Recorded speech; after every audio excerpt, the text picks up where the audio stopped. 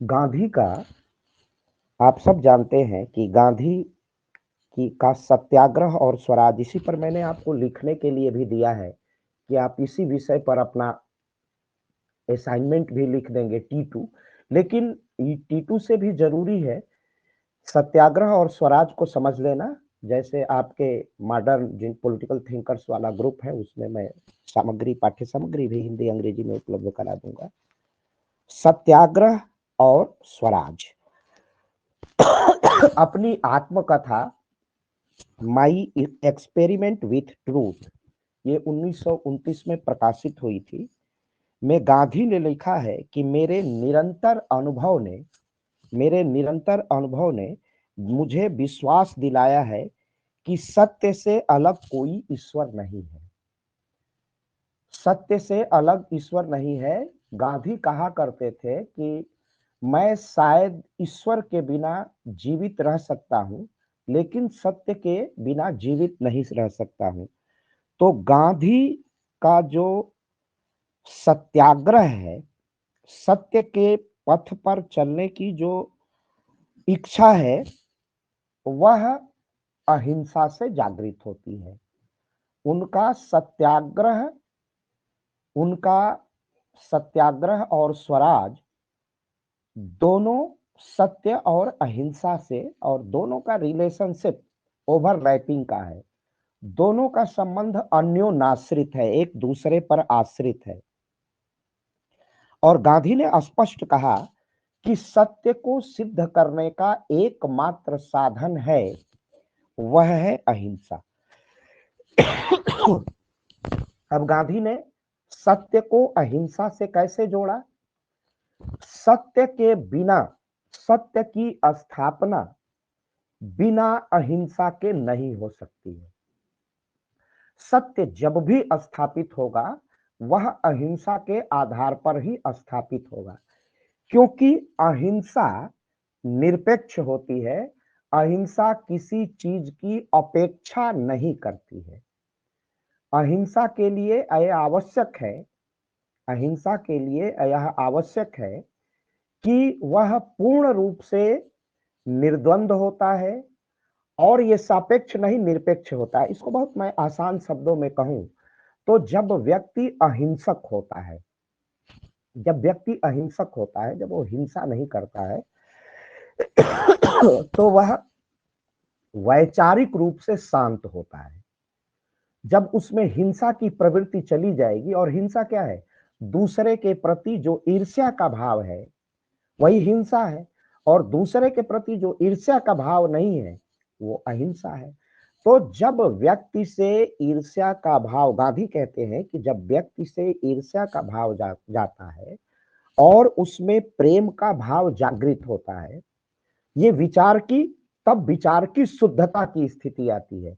और जहां विचार की शुद्धता है, जहां वैचारिक रूप से व्यक्ति बिल्कुल निरपेक्ष है और बिल्कुल पारदर्शी है, उसमें कोई ईर्ष्या नहीं है, कोई घृणा नहीं है, कोई कपट नहीं है, किसी प्रकार की कोई बेईमानी नहीं है, तो बिल्कुल वो शांत है।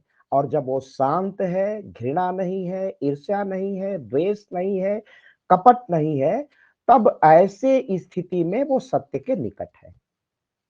तो इसलिए सत्य पर चलने के लिए अहिंसक होना गांधी की प्राथमिक आवश्यकता है। जब हमारे अंदर अहिंसा का जागरण होगा तब हम सत्य का वर्ण करेंगे। सत्य का वर्ण करेंगे अर्थात हम सत्य को समझेंगे, सच्चाई को जानेंगे कि सच्चाई क्या है। और जब हम सच्चाई को जानेंगे तभी हम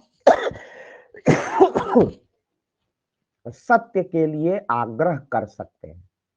तभी हम सत्य के लिए आग्रह कर सकते हैं। सत्य पर किसी को हम झुका सकते हैं, और गांधी का यही सिद्धांत था। सत्य पर प्रत्येक व्यक्ति को झुकाने की जो प्रक्रिया है, सत्य पर आरूढ़ रहने और दूसरे व्यक्ति को सत्य को समझने, सत्य की अनुभूति कराने का जब हम अवसर उपलब्ध कराते हैं, तो इसे ही हम सत्याग्रह कहते हैं। सत्य के लिए आग्रह करना। और इसके लिए सत्याग्रह उसी व्यक्ति में आ सकता है जो पूर्णतः अहिंसक वृत्ति को धारण करता है। और गांधी यहाँ एक उदाहरण देते हैं। गांधी क्या यहाँ लोहिया, गांधी ने कभी सत्य के विषय में और सत्याग्रह के विषय में ये व्याख्याएं नहीं प्रस्तुत की, लेकिन डॉक्टर राम मनोहर लोहिया ने कहा कि गांधी का सत्याग्रह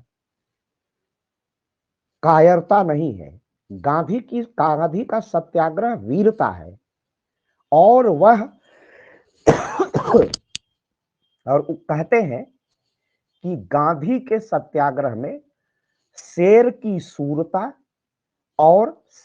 सूरता तथा साथ ही साथ गाय की भीरुता, गाय में जो डर की भावना होती है और शेर में जो वीरता की भावना होती है, तो एक सत्याग्रही शेर की सूरता, शेर आक्रामक है, तो शेर की सूरता और गाय की भीरुता माने उसका डर, उसके बीच की मनः स्थिति, उसके बीच की मनः स्थिति ही सत्याग्रह है। सत्याग्रही न कायर होता है और न सत्याग्रही हिंसक होता है। तो सत्याग्रही कायर नहीं है, अहिंसक होकर ही, सत्याग्रही पूर्ण रूप से अहिंसक होकर, अहिंसा पर आरूढ़ होकर ही अहिंसा पर आरूढ़ होकर ही या अहिंसा को साधन के रूप में स्वीकार करके ही सत्याग्रह को आगे बढ़ा सकता है। तो गांधी का सत्य और अहिंसा, ट्रूथ एंड नॉन वायलेंस, एक दूसरे पर आश्रित है। और अहिंसा को गांधी और व्याख्यायित करते हुए कहते हैं कि अहिंसा एक अखंड, एक निरंतर साधना है जो सत्य का पूर्ण साक्षात्कार करती है। सत्य को संपूर्णता में जानना ही अहिंसा है और यह एक साधना है। और इसी साधन का, अहिंसा नामक साधन का प्रयोग करके हम सत्य के निकट पहुंच सकते हैं।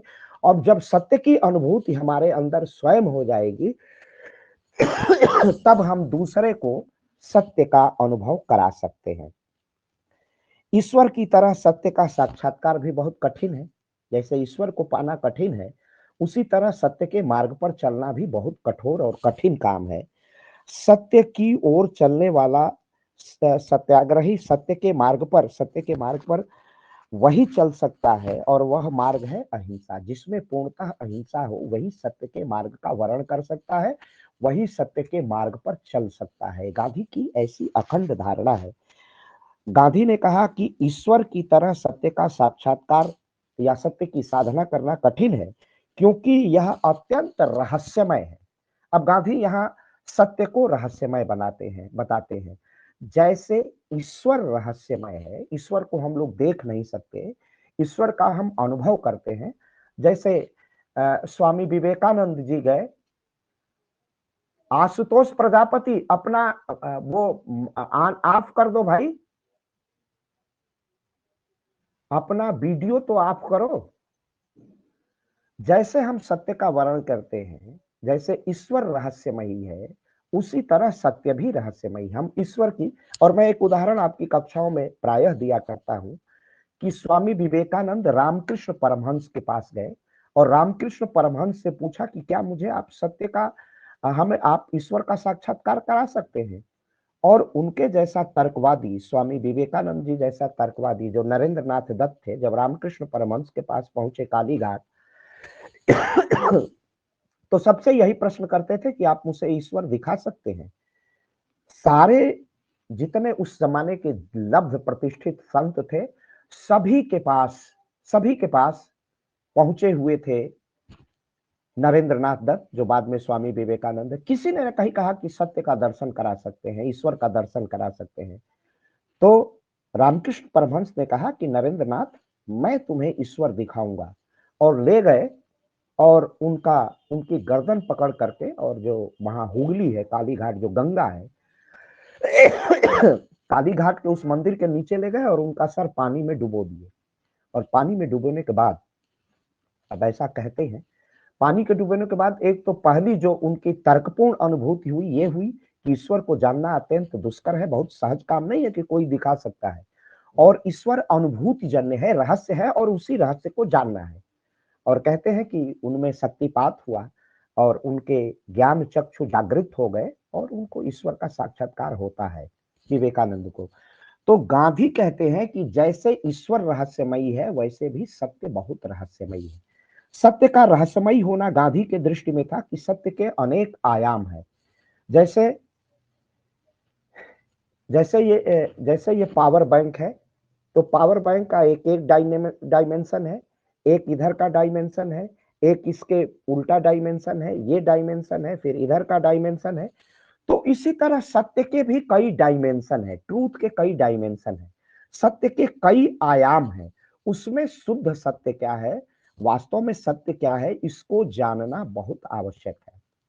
जैसे जो ईश्वर के अनुभूति करने वाले, अनुभव करने वाले लोग हैं, या रात को ही हम किसी रस्सी को देख लेते हैं तो उस रस्सी में हम सर्प का अनुभव करते हैं, वो लगता है कि रस्सी सर्प है, तो ये हमारे भ्रम के कारण होता है। इसी तरह सत्य पर कई भ्रम है और उस भ्रम का भंजन और भ्रम समाप्त तब होगा जब हम सत्य को समझने का प्रयास करेंगे, सत्य को देखने का प्रयास करेंगे। और ये गांधी का पूरा प्रयास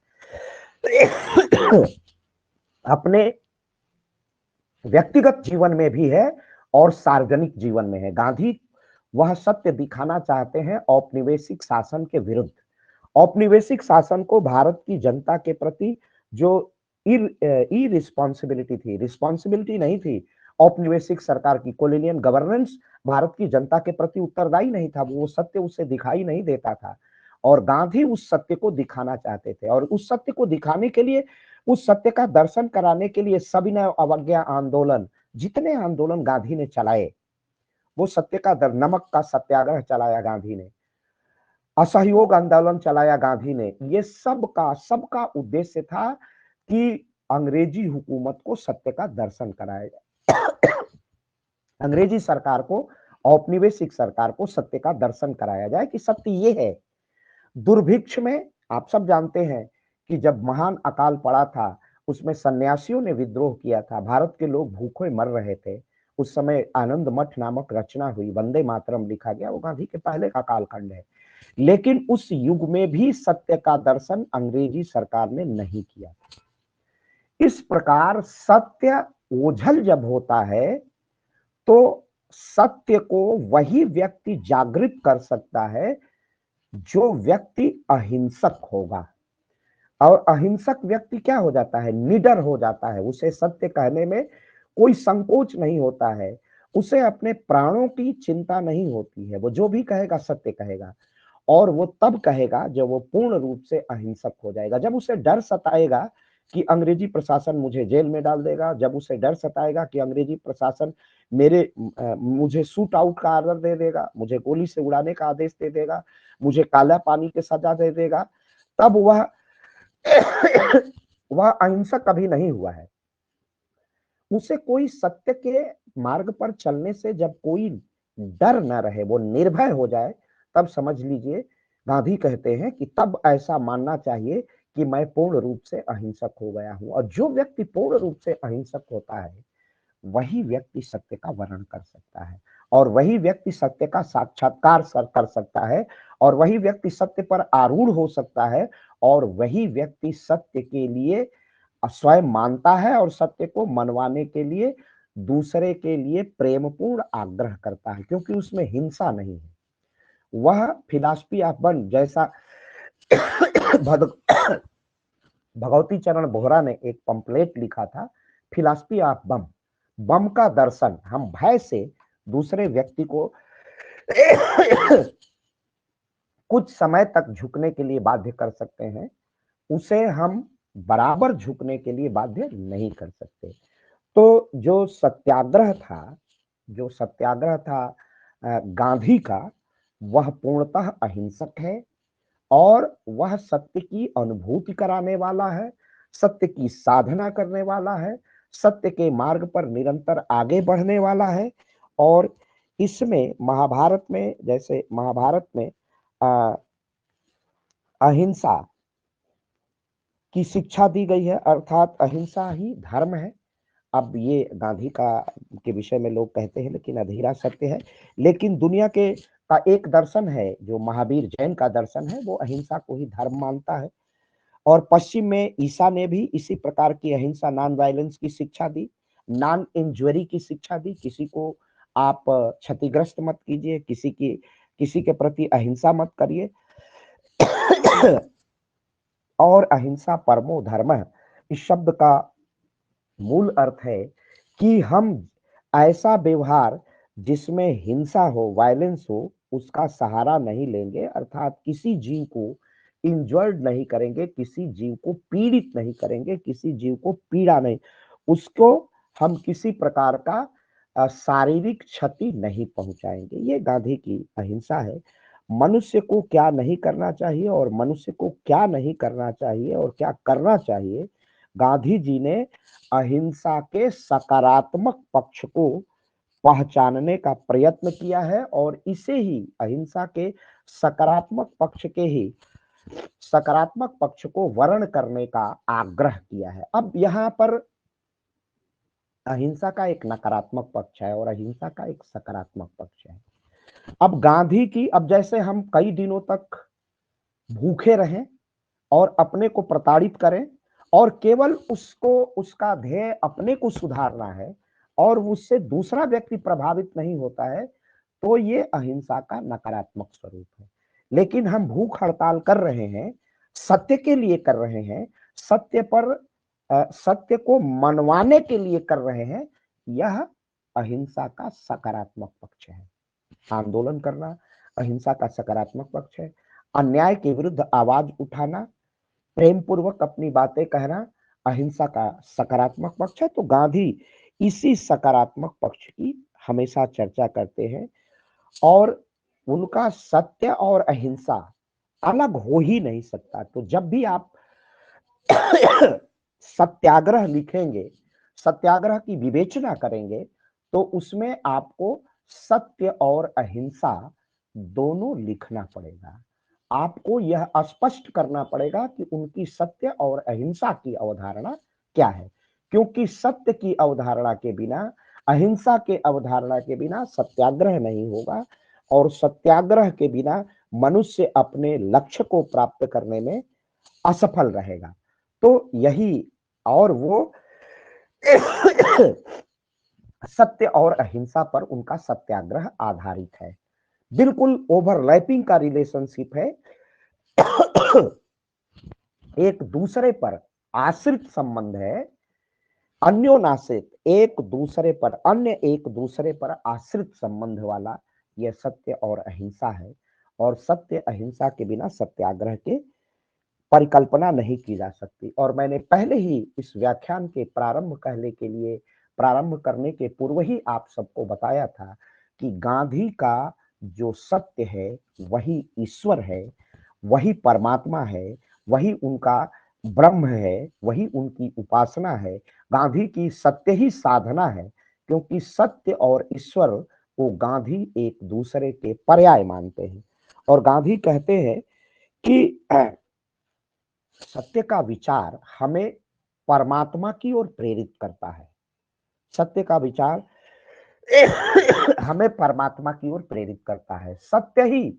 हमें सही अर्थों में सत्य ही हमें सही अर्थों में ईश्वर का साधक बनाता है, ईश्वर का भक्त बनाता है। अब इसे समझने की आवश्यकता है कि सत्य का चिन्मय रूप ही परमात्मा है, समस्त, और वह सत्य समस्त जीव में व्याप्त है। हर जीव में वह सत्य व्याप्त है, अर्थात ईश्वर व्याप्त है। अब यहां समझना है कि यह सत्य और ईश्वर क्या है।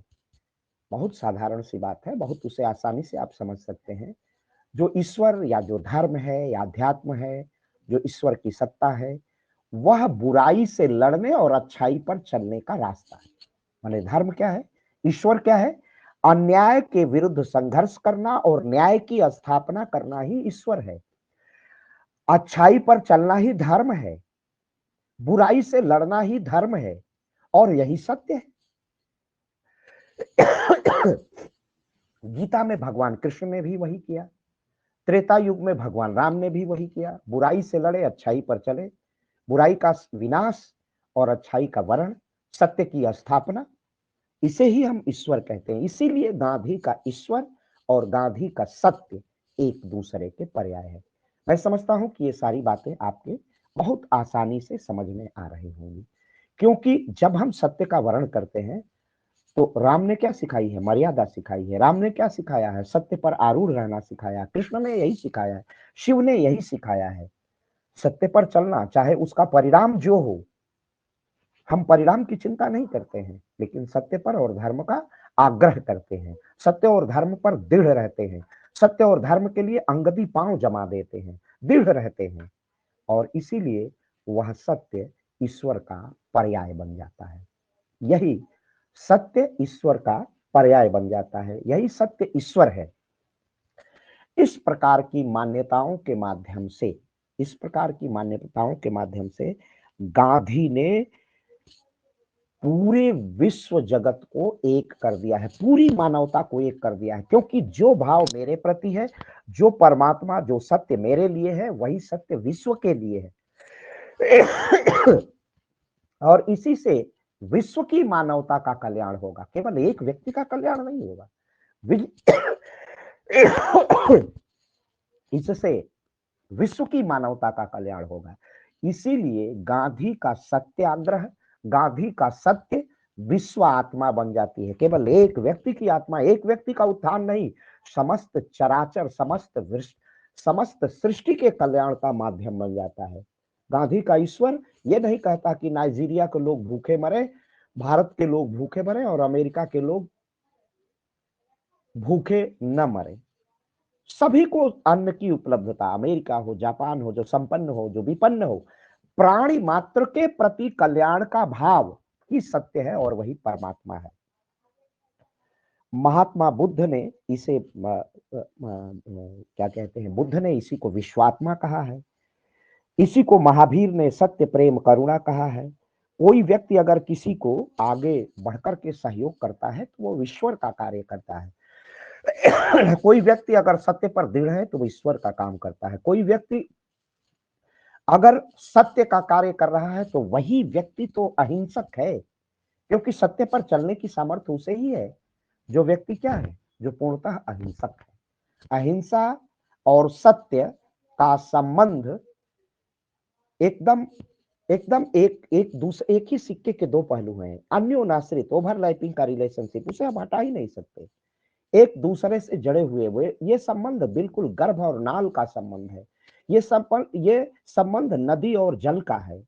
नदी की कल्पना तभी की जाएगी जब वो जल रहेगा उसमें। तो ठीक उसी तरह सत्य और अहिंसा यही है, और यही गांधी का सत्याग्रह है। उसी के लिए आग्रह करना है। विश्व के समस्त जीवों से प्रेम करो। कोई व्यक्ति न छोटा है न बड़ा है, न कोई गोरा है न कोई व्यक्ति काला है। हर व्यक्ति के अंदर उस परमात्मा का दर्शन करना ही अहिंसा है और वही सत्य है। चाहे वह गांधी अबू बिन आदम की बात करते हैं, वह थोड़ी सी चर्चा इस्लाम की भी करते हैं, महावीर की करते हैं, सभी की चर्चा करते हुए गांधी यह स्थापित करते हैं कि सत्य हर धर्मों में दिखाई देता है, हर धर्मों में वही सत्य है। और गांधी को बापू कहा सुभाष चंद्र बोस ने, और गांधी को महात्मा कहा रविंद्रनाथ टैगोर ने। और रविंद्रनाथ टैगोर ने यह प्रमाणित करने का प्रयास किया, वो इसको क्लास में मैं पढ़ा चुका हूँ, सौंदर्यवादी है, वो भी सत्य के निकट है। उनका ईश्वर सृष्टि में, श्रृंगार में, सौंदर्य में दिखता है। मनुष्य का आभूषण क्या है? उसकी सील, उसकी गरिमा, उसकी विनम्रता, उसकी विद्वत्ता, उसका सहयोगी प्रवृत्ति, उसका सहयोगी भाव, एक दूसरे के प्रति, एक दूसरे के लिए सहयोग, एक दूसरे के लिए प्रेम, एक दूसरे के लिए करुणा, एक दूसरे के सुख और दुख के अनुभव करने की सामर्थ्य ही क्या है? यही तो सौंदर्यवाद है। और रविंद्रनाथ टैगोर की तरह गांधी भी अनुभव करते हैं कि अगर हमें ईश्वर की झलक किसी में देखनी है तो प्रकृति में देखनी है। प्रत्येक व्यक्ति की आत्मा में हमें परमात्मा का दर्शन होता है। इसीलिए गांधी किसी के प्रति और कुछ कोई भी सत्याग्रही, कोई भी सत्य पथ पर चलने वाला, कोई भी अहिंसक व्यक्ति हर व्यक्ति में परमात्मा का दर्शन करता है, हर व्यक्ति में सत्य का दर्शन करता है, हर व्यक्ति में वो समस्त आकांक्षाओं की अनुभूति करता है जो अपने में करता है, जो अपने लिए नहीं पूरे विश्व के मानवता के लिए जीवित रहता है। यही गांधी का सत्य और यही गांधी की अहिंसा है और उसी से मिल के सत्याग्रह बनता है। तो हम सत्याग्रह की मीमांसा, सत्याग्रह की का इंटरप्रिटेशन तभी करेंगे, हम नॉन वायलेंस का इंटरप्रिटेशन तभी करेंगे जब उसके साथ ट्रूथ होगा, उसके साथ तभी हम सत्याग्रह की बात करेंगे। अब गांधी जी केवल उपदेश ही नहीं देते थे, गांधी इसको अपने आचरण में उतारते हैं, गांधी इसको अपने जीवन का अंग बनाते हैं। गांधी जिन्हें हम अस्पृश्य अनटचेबल कहते थे, गांधी उन बस्तियों में जाते थे, उनके मलमूत्र साफ करते थे। और ऐसा व्यक्ति अहिंसक ही कर सकता है जिसमें न घृणा हो, न द्वेष हो, न किसी से किसी प्रकार का दुराव हो, हर व्यक्ति से लगाव हो। तो गांधी जाकर के वहां मलमूत्र साफ किया करते थे और जिसे उन्होंने हरिजन नाम दी। तो एक सच्चे तपस्वी की तरह बिल्कुल गांधी लंगोटी पहनकर अपना जीवन व्यतीत करते थे कि भारत का आम आदमी जब अपनी मर्यादा की रक्षा करने के लिए प्रत्येक व्यक्ति वस्त्र नहीं पहन सकता तो मैं भी वस्त्र नहीं पहन सकता। यही तो पूरी अहिंसा है कि जब मानवता दुखी है तो हम कैसे प्रसन्न हो सकते हैं। हम मानवता के साथ रहेंगे, हम विश्व के साथ रहेंगे, हम हर अन्याय का प्रतिरोध करेंगे और न्याय का वर्ण करेंगे। अतः और यही अहिंसा का सकारात्मक पक्ष है। और अहिंसा का सकारात्मक पक्ष क्या है? नकारात्मक पक्ष है हम किसी व्यक्ति को, अब और आसान करके मैं बताता हूं अहिंसा का सकारात्मक और नकारात्मक पक्ष। हम किसी व्यक्ति से हम किसी व्यक्ति को मारते नहीं हैं, लेकिन हम उसके लिए घृणा का भाव रखते हैं। यह अहिंसा, हम उसके प्रति हिंसा नहीं करते हैं, लेकिन हम उसके प्रति ईर्ष्या रखते हैं, उसके प्रति द्वेष रखते हैं। यह सत्याग्रह का नकारात्मक पक्ष है। और सत्याग्रह का सकारात्मक पक्ष है प्राणी मात्र से, मनुष्य से प्रेम करना। यह अहिंसा का सकारात्मक पक्ष है। तो अहिंसा वह नीति है, अहिंसा वह सिद्धांत है जिसमें अपने विरोधी के प्रति प्रेम, अपने विरोधी को वो प्रेम से जीतता है, वही अहिंसक है। अपने विरोधी के प्रति घृणा भाव या किसी प्रकार की प्रतिस्पर्धा नहीं रखता है, बल्कि उसके जगह पर वो प्रेम से, सौहार्द से उसके हृदय परिवर्तन का जब आकांक्षी व्यक्ति हो जाता है, यही अहिंसा का सकारात्मक पक्ष है और यही अहिंसा है। तो अहिंसक की दृष्टि में कोई भी व्यक्ति घृणा का पात्र नहीं होता है। एक अहिंसक की दृष्टि में कोई भी व्यक्ति घृणा का पात्र नहीं है। हमको केवल 2 मिनट का समय दीजिए, मुझे तेज खांसी।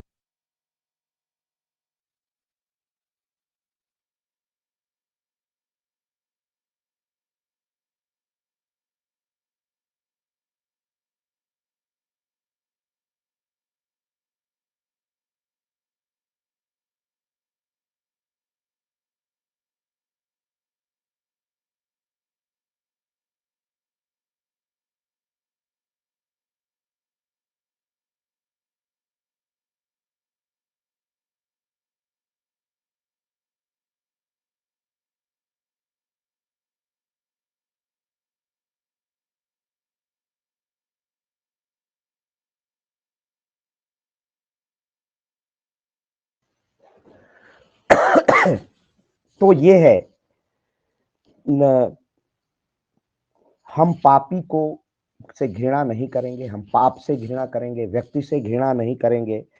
अहिंसक की दृष्टि में कोई भी व्यक्ति घृणा का पात्र नहीं है, चाहे वो असत्य के रास्ते पर चलने वाला हो, चाहे वो किसी प्रकार का निकृष्ट कृत्य करने वाला हो। हम उस व्यक्ति से किसी प्रकार की अहिंसा नहीं करेंगे, हम उस व्यक्ति से किसी प्रकार का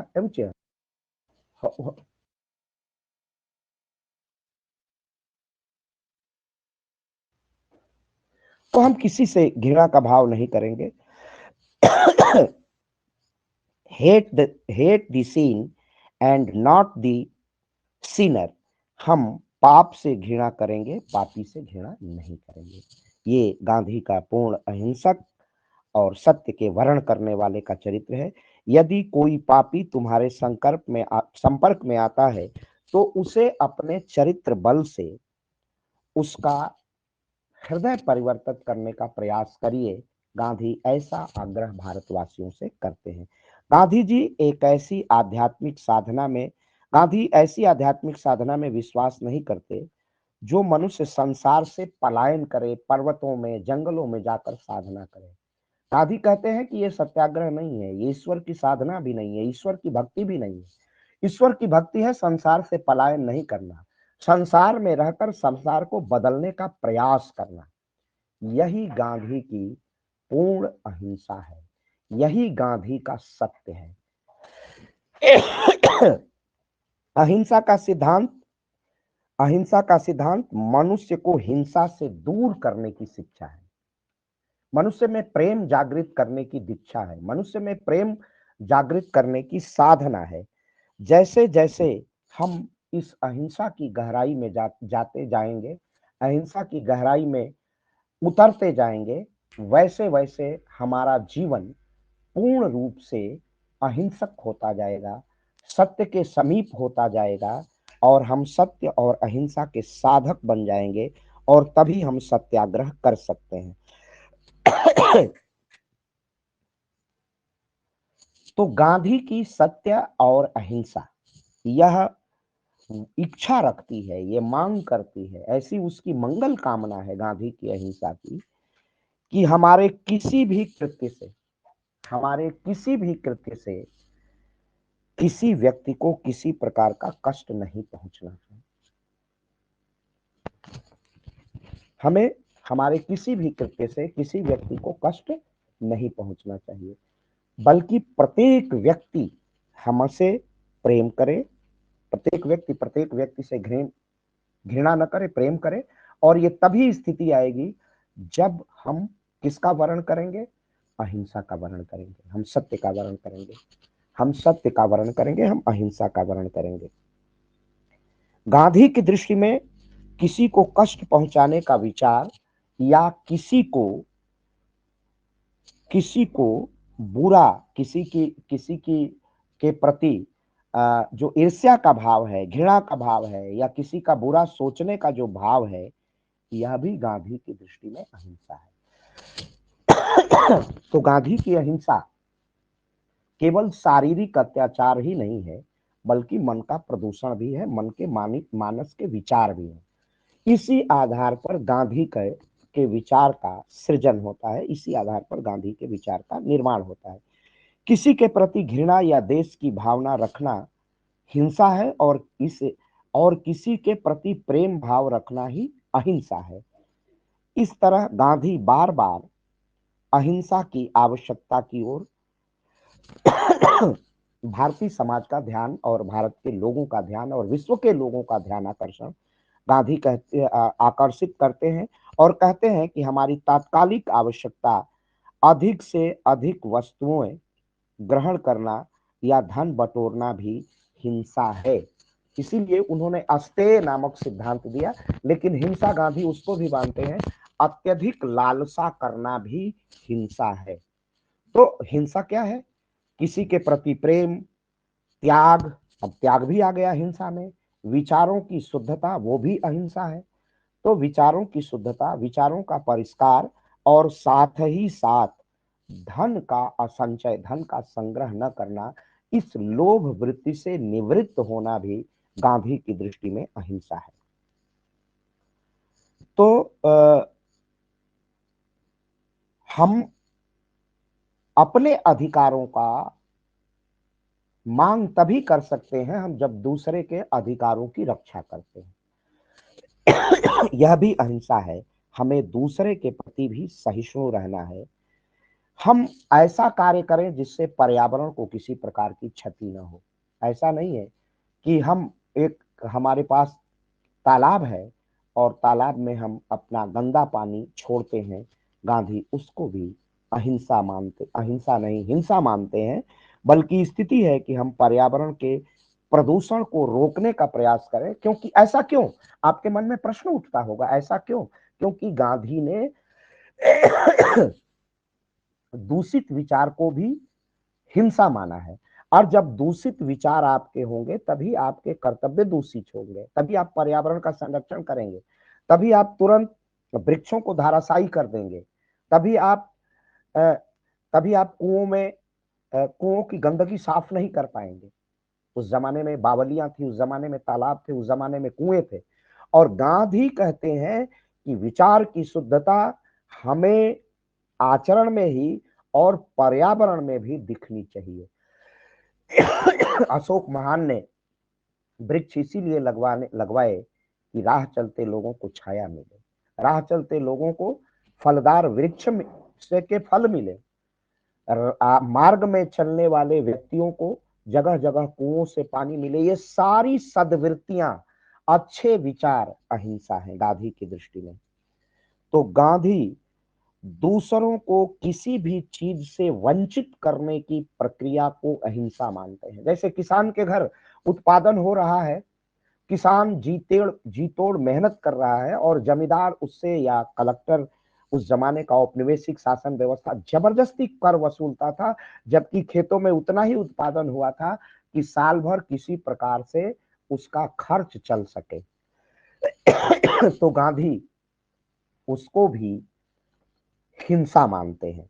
इसलिए गांधी किसी प्रकार का प्रदूषण फैलाना, किसी प्रकार की हिंसा करना, किसी प्रकार का ऐसा आचरण करना जिससे दूसरे को कष्ट पहुंचे, उसे हिंसा कहा है। और ऐसा आचरण, ऐसी सद्वृत्तियां, अच्छी वृत्तियां, अच्छे विचार, अच्छे जो हमें सन्मार्ग पर प्रेरित करते हैं, जो दूसरे का कल्याण की कामना करते हैं, जो दूसरों का भी सहयोग करते हैं, ऐसी वृत्ति को, ऐसे विचार को, ऐसे आचरण को, ऐसी प्रकृति को गांधी ने अहिंसा कहा है।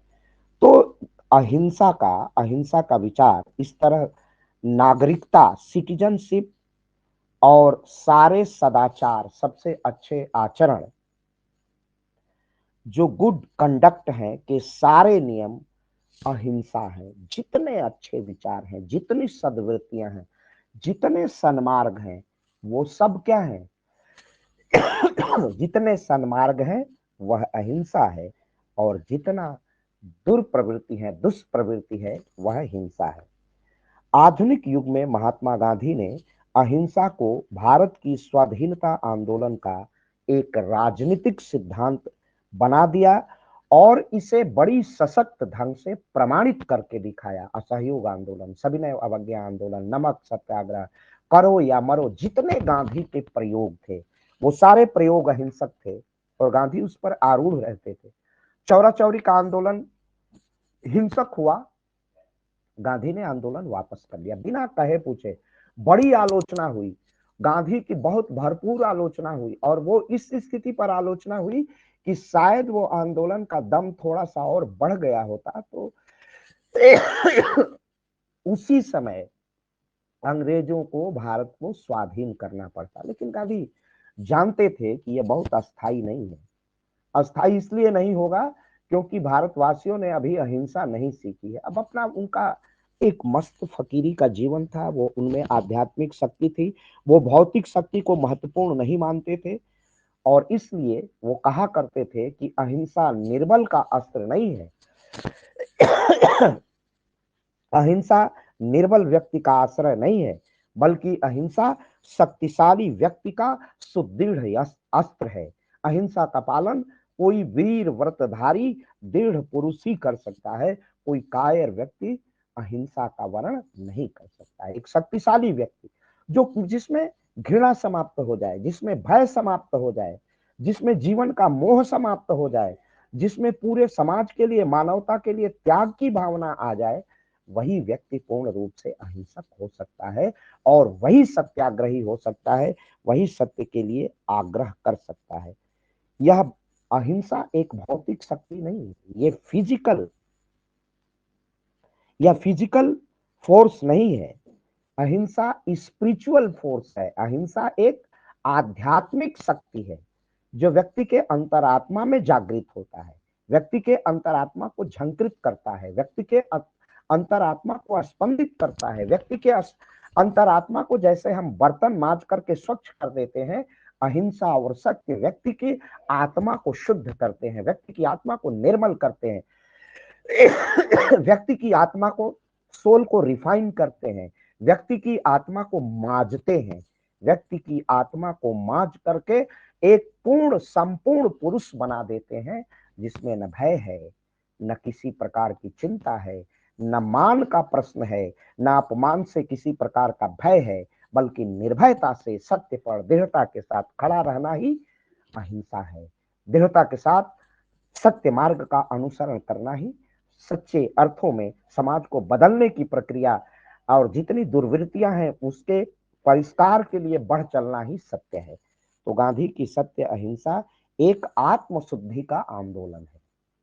हम स्वयं अपनी आत्मा से हिंसा वृत्ति हटाएंगे और अहिंसा वृत्ति ग्रहण करेंगे, तभी हम, गांधी स्पष्ट कहते हैं और बहुत साधारण सी बात है, जो भी चरित्रवान है वो दूसरे व्यक्ति को झुकने के लिए विवश कर सकता है, और जिसमें दुर्बलता है वो दूसरे को झुकने के लिए विवश नहीं कर सकता है। इसीलिए कोई किसी के प्रति मैल नहीं रखेगा, कोई किसी के प्रति बैर नहीं रखेगा। इतनी नैतिक शक्ति व्यक्ति में आ जाती है कि वह दूसरे व्यक्ति के हृदय के परिवर्तन करने के लिए सफल हो जाता है, हृदय परिवर्तन कर देती है। यह सत्य और यह हिंसा व्यक्ति के हृदय परिवर्तन के लिए, तभी दुनिया का औपनिवेशिक सत्ता, जब दुनिया का कोई सूरज उसका में अस्त नहीं होता था, क्योंकि विश्व के अधिकतर देश के उसके गुलाम थे, कभी उसका पूरब में सूरज डूबा तो पश्चिम में उदित हो जाता था, दक्षिण में उदित हो जाता था। तो ये उस अंग्रेजी हुकूमत को भी चूल्हे हिला देने का काम यह सत्याग्रही ने करके दिखाया था।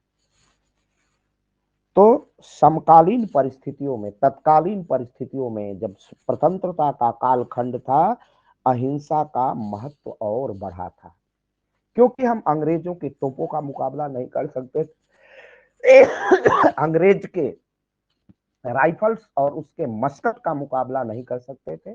हम जो भी कर सकते थे वह अपने विचारों से ही प्रतिरोध कर सकते थे। याद करिए जब आपको निष्क्रिय प्रतिरोध सिखाया था, वह भी निष्क्रिय प्रतिरोध सत्य पर आरूढ़ व्यक्ति ही कर सकता है, सामान्य व्यक्ति उसका प्रतिरोध नहीं कर सकता है।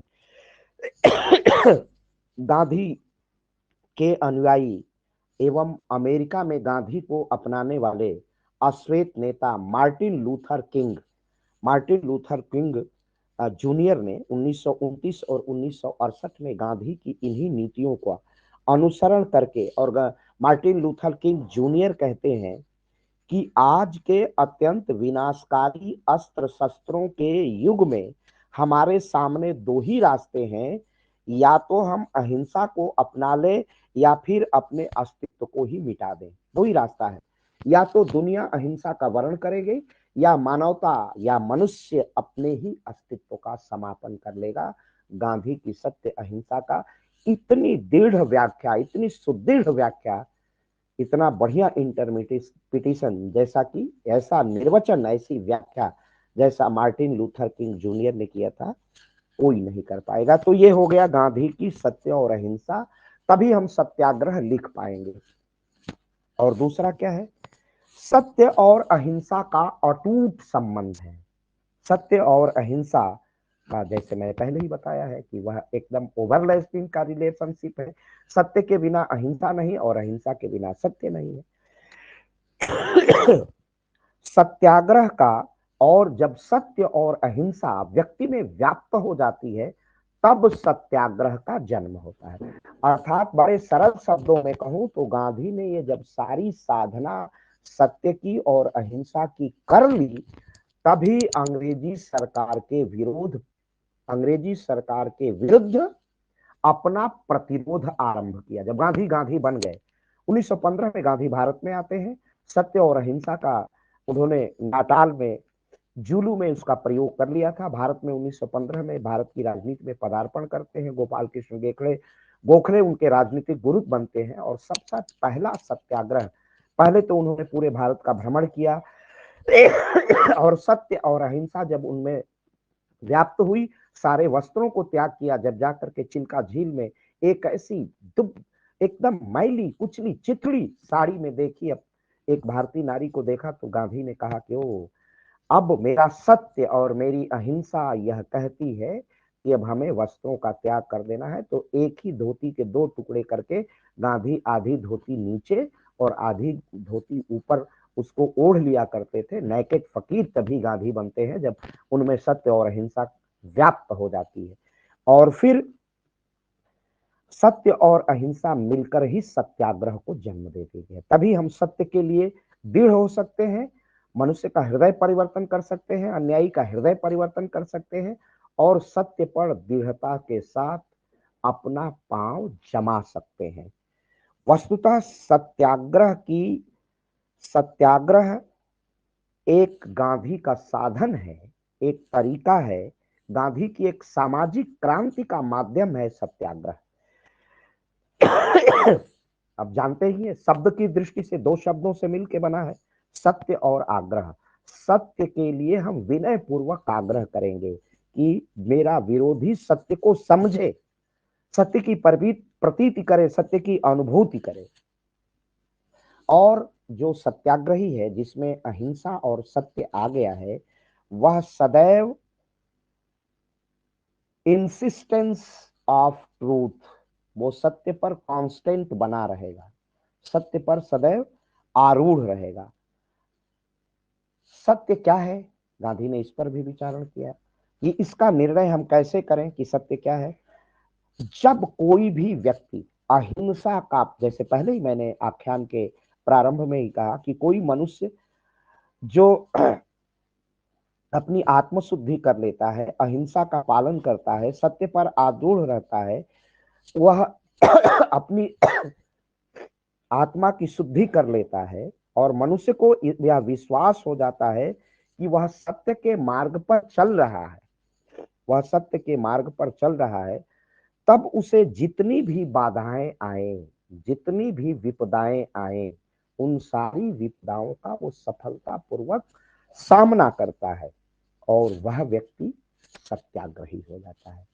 चाहे वो अंग्रेजों को भारत से हटाने का प्रश्न हो, किसी प्रकार का प्रश्न हो, चाहे गांधी का सामाजिक जीवन में भेदभाव मिटाने का प्रश्न हो, अनटचेबिलिटी को समाप्त करने का प्रश्न हो, ये सारे प्रश्न गांधी के वही स्वरूप हैं, गांधी का वही आदर्श है जो उसे सत्य पर अडिग करके एक सच्चा सत्याग्रही बना देता है। और तभी गांधी ने सत्य की ही जय होती है, सत्यमेव जयते, जो उपनिषद के ध्येय वाक्य हैं। सत्याग्रही कभी भी पराजय स्वीकार नहीं करता है, क्योंकि सत्य की ही जय होती है, सत्य ही सर्वत्र है, सत्य ही ईश्वर है। तो उस पथ का वो कभी भी विचलन नहीं करता है, उस पथ पर वो सदैव सुदृढ़ रहता है और वह पराजय कभी स्वीकार नहीं करता है। सत्य की सिद्धि कठिन जरूर है, लेकिन अंततः विजय सत्याग्रही की ही होती है। कोई भी विषम परिस्थिति आए, वो सत्य से विचलित नहीं होता है। और यही क्योंकि उसमें अहिंसा है, क्योंकि उसमें पूर्ण रूप से सत्य है, और इसीलिए सत्य का वर्ण करने वाला सत्याग्रही है। वह कभी मार्ग से पथ विचलित नहीं होता है, अपने मार्ग से नहीं हटता है, वो कभी भी डिरेल नहीं होगा, सत्य से उसके पांव कभी भी डगमगाएंगे नहीं। स्वयं सत्य पर दृढ़ रहकर अपने विरोधियों का हृदय परिवर्तन करने का बीड़ा उठाना ही सत्याग्रह है, क्योंकि अहिंसा सत्याग्रह की आवश्यक शर्त है। हमारा विरोधी चाहे जितना हम पर हिंसा करेगा, हम उस हिंसा की का जवाब अहिंसा से देंगे, यही सत्याग्रह है। हम हिंसा का जवाब अगर हिंसा से देने लगेंगे तो हम विजय प्राप्त नहीं कर सकते हैं। सत्याग्रही अपने आप को कष्ट पहुंचाकर, जैसे कि अनशन करके, कारावास की यातनाओं को सह करके, अपने यातना को सहन करके विरोधी के मन को आंदोलित कर देता है कि ये व्यक्ति कितनी इसकी शारीरिक प्रताड़ना दी गई, मानसिक प्रताड़ना दी गई, लेकिन ये व्यक्ति अपने मार्ग से नहीं हट रहे। तब वह दूसरे के हृदय को स्पर्श करता है, दूसरे के हृदय को सोचने के लिए विवश कर देता है, और फिर जब उसमें वह न्यायपूर्ण मांग करता है तो उसमें कोई भी व्यक्ति हिल जाता है, और अंग्रेजों को भी ऐसे ही हिलना पड़ा था। अंग्रेज भी सत्याग्रही के सामने नतमस्तक हो गए थे। हम न्याय के मार्ग पर चलने के लिए नैतिक रूप से विवश हो जाते हैं, और सत्याग्रह की विधि को गांधी जी ने स्वराज प्राप्ति के लिए अपनाया, क्योंकि स्वराज, अपना राज तभी आएगा जब हम सत्य के लिए आग्रह करें। तो सत्याग्रह के सिद्धांत का विश्लेषण करते समय यह सदैव स्मरण रखना चाहिए कि सत्य तो शाश्वत और निर्विकार है। सत्य को केवल अपने अंदर ढूंढने की जरूरत है। सत्य तो समाज में प्रत्येक व्यक्ति की आत्मा में व्याप्त है, उसे जागृत करने की आवश्यकता है। वो विरोधी में भी व्याप्त है, विरोधी भी जानता है कि जो मैं ये कर रहा हूं वो गलत है, अत्याचारी भी जानता है कि जो मैं कर रहा हूं गलत है। बस उसके सत्य पर आरूढ़ रह करके, अहिंसा पे आरूढ़ रह के उसको यह अनुभव करा देना है कि जो तुम कर रहे हो वो गलत है।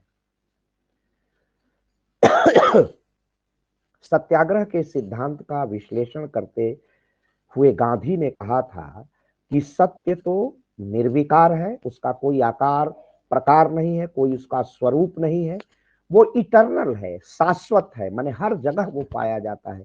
सत्य कभी मरता ही नहीं है, वह सृष्टि के आरंभ में भी है और सृष्टि के अंत में भी है, सृष्टि के प्रारंभ में ही और सृष्टि के लय में भी है।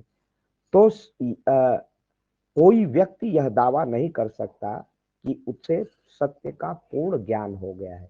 ये पूर्ण ज्ञान नहीं होगा। पूर्ण ज्ञान उस परमात्मा को होगा जो प्रेम है, जो अहिंसा है, जो पूरी तरह घृणा के विपरीत है।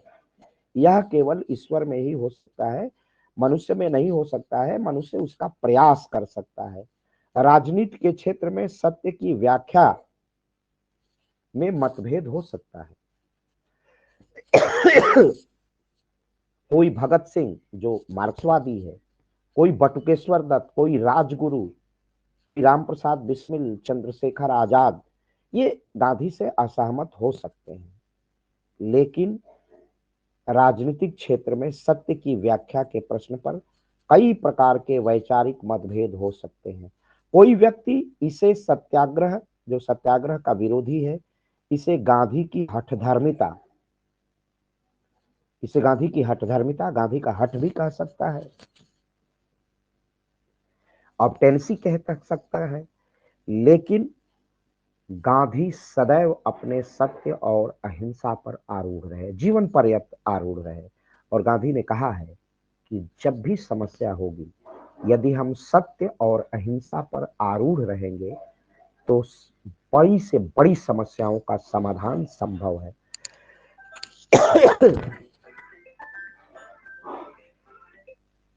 बड़ी से बड़ी समस्याओं का समाधान संभव है। ऐसी हालत में गांधी के अनुसार सत्याग्रही का दृष्टिकोण और बिल्कुल अस्पष्ट होना चाहिए। सत्याग्रही अपने दृष्टिकोण पर बिल्कुल पूर्ण रूप से स्पष्ट होना चाहिए। उसे किसी प्रकार की उसमें सत्याग्रह को लेकर के पथ विचलन की या संशय की स्थिति सत्याग्रही में नहीं होनी चाहिए।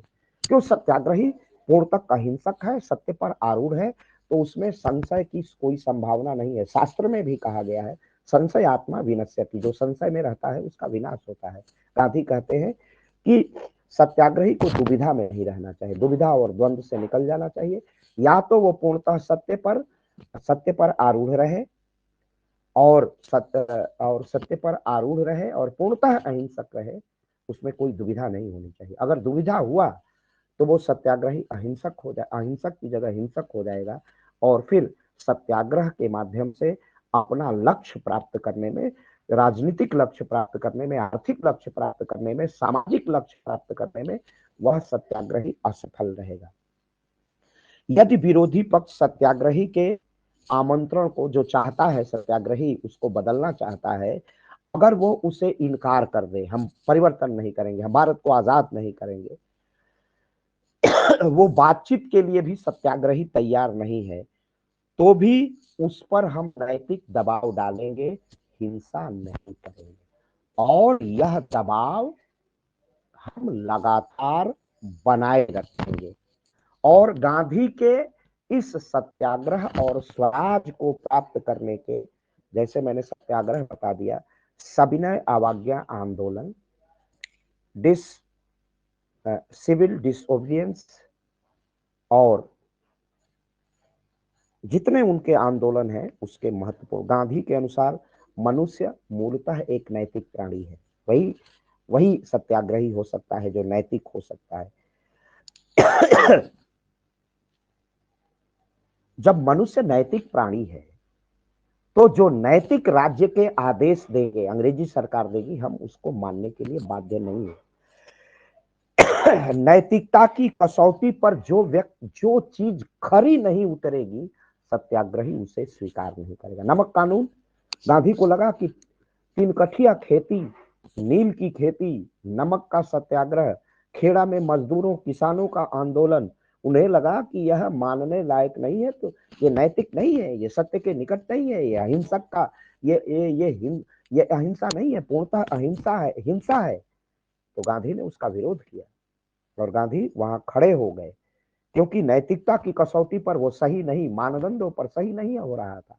और सत्य और अहिंसा का वर्ण करने वाला सत्याग्रही पूर्ण रूप से नैतिक होता है। नैतिक मतलब वह न्याय और अन्याय का विवेकपूर्ण निर्णय कर सकता है, वह सत्य और असत्य का विवेकपूर्ण निर्णय कर सकता है। तो सविनय अवज्ञा का रास्ता गांधी ने दिखाया था, असहयोग का रास्ता गांधी ने दिखाया था। ऐसे कानून का उल्लंघन जो अन्यायपूर्ण हो, हम उस कानून को स्वीकार नहीं करते हैं, उस कानून का हम वर्ण नहीं करेंगे। जब सरकार को किसी नीति पर विरोध करने के लिए, किसी राजनीतिक सुधार, पॉलिटिकल रिफॉर्म की मांग पर सरकार का ध्यान केंद्रित करने के उद्देश्य से कोई कानून तोड़ा जाता है, तो यह विनय के साथ, बहुत हम्बल रिक्वेस्ट के साथ डिसओबियंस है, यह उसकी अवज्ञा है और यह न तो हिंसा है और न तो सत्य से परे है, बल्कि उसके गलत कानून की अवज्ञा करना सत्य और अहिंसा पर आरूढ़ होना है। और तभी हम अपने स्वराज को स्थापित कर सकते हैं। अब यहाँ स्वराज के 2 अर्थ हैं। एक स्वराज का अर्थ है कि हम इस स्वराज के माध्यम से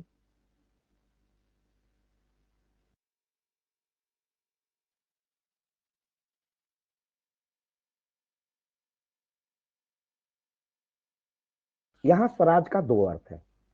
एक स्वराज है अपने आत्मा में, अपने मन में, अपने हृदय में एक स्वराज है कि हम अपने हृदय को, अपने मन को, अपने विचार को पूर्णतः अहिंसक बना दे, अपने विचार को पूर्ण रूप से, अपने विचार को पूर्ण रूप से हम क्या कर दें, अहिंसक बना दें और सत्य के निकट कर दें, सत्य पर एकदम अडिग रहे। यह गांधी का आंतरिक स्वराज है।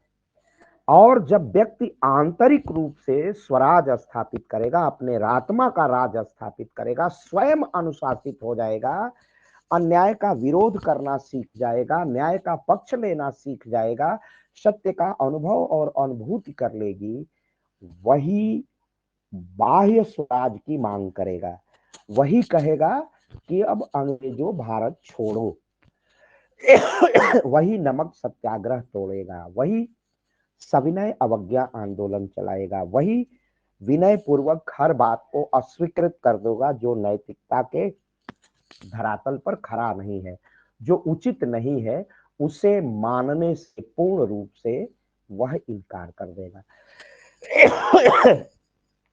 यही गांधी की इसी दृष्टि को जिसमें हम चर्चा कर रहे हैं, इसी तथ्य को ध्यान में रखते हुए हेनरी हेनरी डेविड थोरो, थोरो का नाम सभी जानते हैं, अराजकतावादी था। 1818 में अपने निबंध में उसने स्पष्ट किया कि कर चुकाने से अच्छा है कि हम जेल के रास्ते का वर्ण करें, क्योंकि हम जेल जाएंगे तो हम विरोधी को ये जताएंगे कि हम जेल जाना स्वीकार करते हैं, लेकिन हम सत्य से हटना स्वीकार नहीं करते। हमें जेल स्वीकार है, यातनाएं स्वीकार है, लेकिन ये जो आप कर आरोपित कर रहे हो, यह हिंसा है, यह सत्य नहीं है, और हम जेल जाना स्वीकार करेंगे, लेकिन हम हिंसा स्वीकार नहीं करेंगे। तो अन्याय का विरोध करना सत्याग्रही का धर्म है। अन्याय करने वाले के विरोध में खड़े रहना और उसके लिए अहिंसात्मक संघर्ष करना, सत्य पर डटे रहना, गांधी ने पूरे भारत के फ्रीडम स्ट्रगल में, पूरे भारत के स्वतंत्रता संघर्ष के दौरान अहिंसात्मक संघर्ष, नॉन वायलेंस स्ट्रगल का सहारा लिया और सत्याग्रह की संकल्पना को उसको मिला करके, अहिंसा और सत्याग्रह को मिला करके भारत के स्वतंत्रता के मुक्ति संग्राम में उसका पूर्ण रूप से विरोध किया। व्यक्तिगत सत्याग्रह 1930 में शुरू हुआ और गांव के गांव अनपढ़, किसान, मजदूर और एक बड़ी संख्या में आज के तथाकथित दलित, आज के तथाकथित अनुसूचित जात, जनजात, पिछड़े लोग, एक बड़ी संख्या है। क्रांतिकारी आंदोलन का इतिहास पढ़िए तो उससे पता चलता है, गांव के गांव ऐसे जिनको 2 वक्त की रोटी नहीं मिलती थी, उन्होंने पुलिस की सूचना देकर 1930 में व्यक्तिगत सत्याग्रह किया था। ये ऑन दी रिकॉर्ड है, ऑफ दी रिकॉर्ड नहीं। 1930 में नमक सत्याग्रह इसी का ज्वलंत उदाहरण है अपने स्वराज प्राप्ति की। ब्रिटिश कॉलोनियल रेजिमेंट का विरोध किया गया, समुद्र के पानी से बन रहे नमक पर कर देने से इनकार कर दिया। ये हमारी नैतिक विजय थी और हमारी नैतिकता स्वीकार नहीं करते थे कि हम नमक पर भी टैक्स दें। आज भी हम बोलचाल में गांव में कहते हैं कि तुम तो नमक के लिए महंगे हो, और उस पर अंग्रेजी सरकार ने टैक्स लगा दिया था। तो गांधी ने पूरे भारत को खड़ा कर दिया, पूरे भारत को जगा दिया। पूरे भारत को जगाते हुए गांधी ने कहा कि इस पर खड़े हो जाओ, ये नैतिक नहीं है, और नमक कानून को दांडी यात्रा में स्वयं जाके तोड़ा। अपने 78 अनुयायियों के साथ गांधी ने उस 78 अनुयायियों के साथ दांडी यात्रा की, नमक सत्याग्रह किया और उसमें विजय प्राप्त की। समुद्र के किनारे जाकर नमक बनाया। गांधी के अनुसार सविनय अवज्ञा का अर्थ है कि सामान्य रूप से कानून का हार्दिक सम्मान करता हूं, लेकिन यह अन्यायपूर्ण है, इसे हम तोड़ रहे हैं, इसे हम स्वीकार नहीं करेंगे, इसका उल्लंघन सर्वथा अहिंसात्मक रूप से हम करेंगे, हम इसका विरोध हिंसात्मक तरीके से नहीं करेंगे, सार्वजनिक रूप से हम इसका विरोध करेंगे, छिपकर भी विरोध नहीं करेंगे, हम हिंसा भी नहीं करेंगे, लेकिन इस अनीतिपूर्ण कानून को स्वीकार भी नहीं करेंगे। इसी को गांधी ने अवज्ञा शब्द कहा है, और गांधी ने बड़ी दृढ़ता के साथ अपनी छाती चौड़ी कर करके इसका विरोध किया, पूरे देश को खड़ा कर दिया। और उस समय की राजनीति में कई बार गांधी ने इस आंदोलन को अनेक अनेक प्रकार से विनय के साथ उसका विरोध, सविनय अवज्ञा का प्रयोग किया, और सविनय अवज्ञा का ध्येय सत्ताधारियों का हृदय परिवर्तन करना है और उन्हें विवश करना नहीं है। गांधी का उद्देश्य सत्य और अहिंसा के माध्यम सत्य और अहिंसा के माध्यम से हृदय परिवर्तन करना है, लेकिन गांधी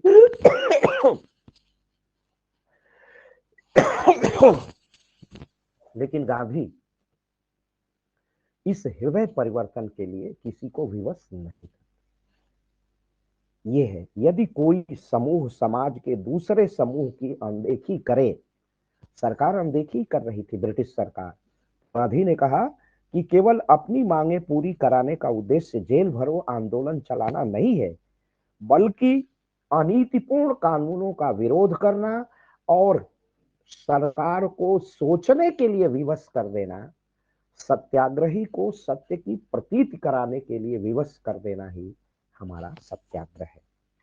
और इसी से स्वराज की अवधारणा आएगी। तो ये गांधी की सत्य, अहिंसा और स्वराज पर आज का व्याख्यान था। इस पर लिखित सामग्री हिंदी और अंग्रेजी में आपको उपलब्ध हो जाएगी। क्लास से भी अधिक संख्या में आप इससे जुड़े और निश्चित रूप से आज आपको जो भी हमने लेक्चर दिया है वह उपयोगी होगा। इसको बार बार आप सुन सकते हैं। तो आप सबको शुभ रात्रि के साथ आज का क्लास हम लोग समाप्त करते हैं।